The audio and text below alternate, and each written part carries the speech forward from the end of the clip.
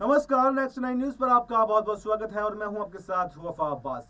संसद के संयुक्त सत्र में राष्ट्रपति द्रौपदी मुर्मू के अभिभाषण पर कांग्रेस नेता सोनिया गांधी ने ऐसी टिप्पणी की है जो कि अब तूल पकड़ती दिखाई दे रही है।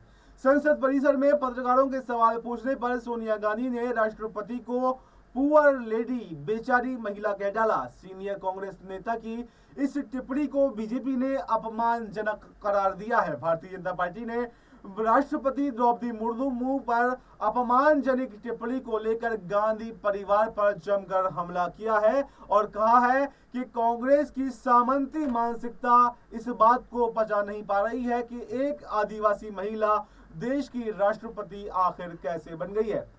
भारतीय जनता पार्टी के सांसद सुकांत मजूमदार ने कहा कि यह अपमानजनक टिप्पणी थी। सोनिया गांधी और राहुल गांधी जैसे नेताओं को इस तरह की टिप्पणी बिल्कुल भी नहीं करनी चाहिए और खासकर राष्ट्रपति द्रौपदी मुर्मू पर तो बिल्कुल भी नहीं, क्योंकि द्रौपदी मुर्मू एक आदिवासी परिवार से हैं और अब वो हमारे देश की नंबर 1 नागरिक हैं और ये बात कांग्रेस को स्वीकार कर लेनी चाहिए, इसलिए वो उनके भाषण का विरोध कर रहे हैं। संबित पात्रा ने कहा कि आज पूरे देश ने राष्ट्रपति को सतर्कता के साथ में सुना और ये दुखद है कि कांग्रेस पार्टी की पूर्व अध्यक्ष सोनिया गांधी ने जिस प्रकार की टिप्पणी राष्ट्रपति पर की है वो बिल्कुल भी उचित नहीं है। उन्होंने कहा कि राष्ट्रपति अपने भाषण में थकी हुई थी। भारतवर्ष गणतंत्र है और विश्व का सर्वोच्च लोकतंत्र है।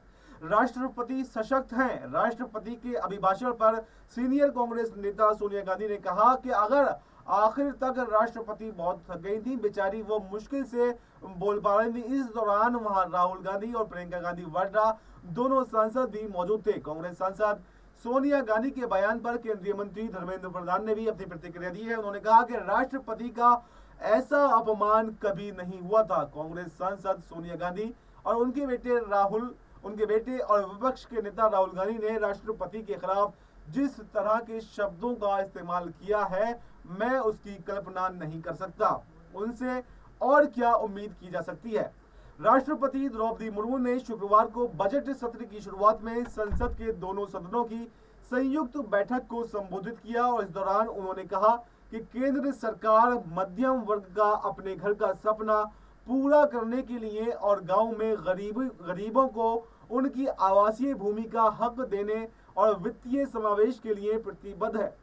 मध्यम वर्ग का अपने घर का सपना पूरा करने के लिए मेरी सरकार प्रतिबद्ध है। रेरा जैसा कानून बनाकर मध्यम वर्ग के सपनों को सुरक्षा दी गई है। घर के लिए लोन पर सब्सिडी दी जा रही है। राष्ट्रपति ने कहा कि सरकार ने तीसरे कार्यकाल में सभी के लिए आवास के उद्देश्य के पूर्ति के लिए ठोस कदम भी उठाए हैं। पीएम आवास योजना का विस्तार करते हुए 3 करोड़ अतिरिक्त परिवारों को नए घर देने का निर्णय भी लिया गया है। उसके साथ ही 5,36,000 करोड़ रुपए खर्च किए जाने की योजना है।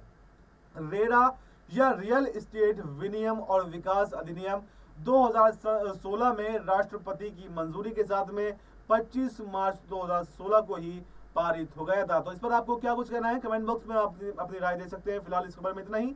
देश और दुनिया की तमाम बड़ी खबरों के लिए आप बने रहिए हमारे साथ और देखते रहिए नेक्स्ट 9 न्यूज।